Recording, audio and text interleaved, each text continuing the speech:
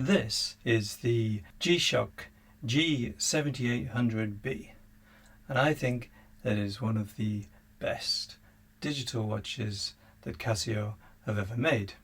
It's not 100% perfect, but there are some very nice features with a few little quirks.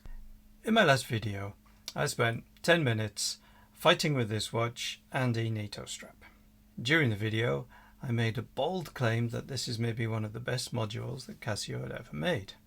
However, the video was focusing on fitting the NATO strap, and I never actually explained why. So after a week of wearing this watch, I can explain the features and also a few of the quirks. So the square starts in 1983 with the DW5000C. In 1987, they gave us the DW5600C, a precursor to the DW5600E, which was launched in the mid-90s. So the square is kind of sacred ground. Casio doesn't especially redesign it, but they do various colorways. And then the G7800 arrives. So it's an ice white spin-off that came out at the end of 2008, with the main line following in January 2009. The 7800 is an interesting watch. The display is entirely matrix and not the 7-segment layout every other basic G-Shock uses.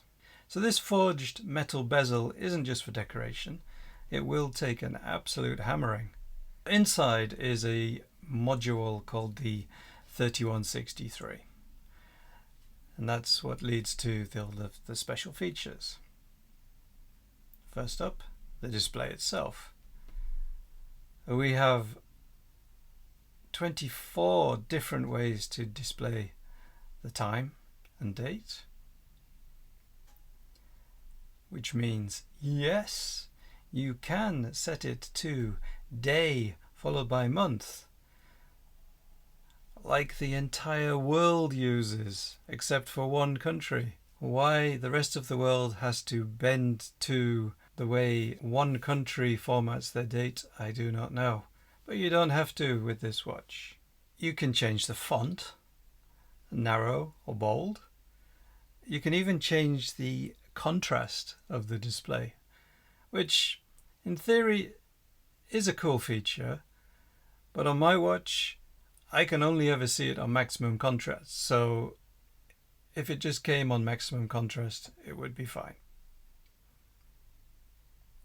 It has a feature called a telememo, which is 2 custom messages, 14 characters in length, that sit on the top line of the display. So you can set your name, a call sign, a date, whatever you want. Not the most convenient way to take a note, as you're kind of flipping through the letters and digits one by one, as if you're setting the high score in an arcade machine. And it's a feature that Casio never repeated. It's kind of cool, but at the same time, kind of pointless. It has 5 alarms, and one of them you can set with a snooze. And every alarm can be set to fire just the once, every day, weekdays or weekends only. The hourly signal or chime, and this is the reason I wanted this watch. The hourly chime isn't just on or off, like pretty much all watches out there, but you get to set a start time and a stop time so that it beeps through your working day and then shuts up overnight. Brilliant. So obvious. Why does not every watch do this? The stopwatch. Now this is really interesting. The stopwatch runs for 99 days. And not just 24 hours like most watches. Probably overkill. And then you can stop it to 100th of a second. The countdown timer. Countdown timer is cool as well, and another reason why I wanted this watch. It goes from 1 second all the way to 24 hours, fairly run of the mill, but it has multiple preset timers: 1 minute, 3 minutes, 5 minutes, 10 minutes, 15 minutes, 30 minutes, 45 minutes, and 1 hour, and of course a custom timer in case none of the aforementioned fit your needs.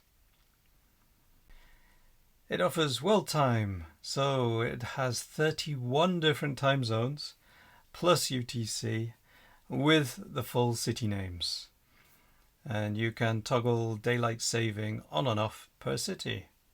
Rather cool. It has a flash alert.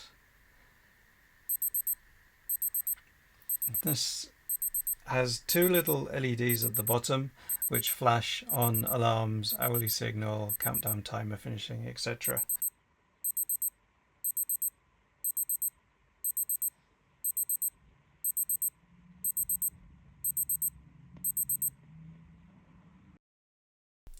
Alright, let's get into the quirks. So there's only 3 things, maybe 4, depending on where you stand, that might put you off this watch. So this is the biggest thing, and this is something that I noticed whilst wearing and using this watch. When you are in stopwatch or countdown timer mode, it basically stops being a watch because the time is not displayed. So if you want to see the time while you're using those modes, you can flip back to time, but then you don't see the stopwatch or the countdown timer. It seems like something that could be very easily fixed, but for some reason the watch wants to tell you what mode you're in rather than something useful like the actual time. Number 2 quirk, and this may only apply to people who have actually owned a 5600 in the past. The button assignments are different.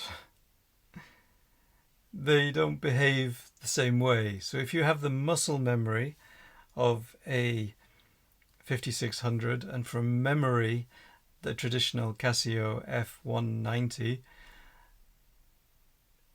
they just don't do the same thing. So you have to relearn this whole process. If you're switching between the two, you might get a little bit muddled. Not a killer, but it just seems strange that they stuck with this design for so many years and then they change it for just one watch. The third reason, and this is really not a killer, this is just getting picky, when you hit the light, which is activated from a button below the display, so it's quite hard to find, and also it only stays on for 1.5 seconds. You barely have time to read the time. No doubt this saves battery life, but maybe, come on, 3 seconds would have been nice. So, it's such a great watch. Where did it go? Well, I can't give you a clean date of when they stopped making it. It ran from the start of 2009, and by mid-2010s, collectors were already calling it discontinued, and prices started to creep north. If you do know an actual cut-off date, please share, let us know in the comments below.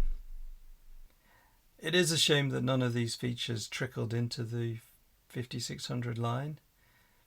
In particular, the hourly chime and the multiple timers are what really draws me to this watch. And the consequence of this being discontinued is what bit me in my last video. There's no parts available. No straps, no replacement bezels.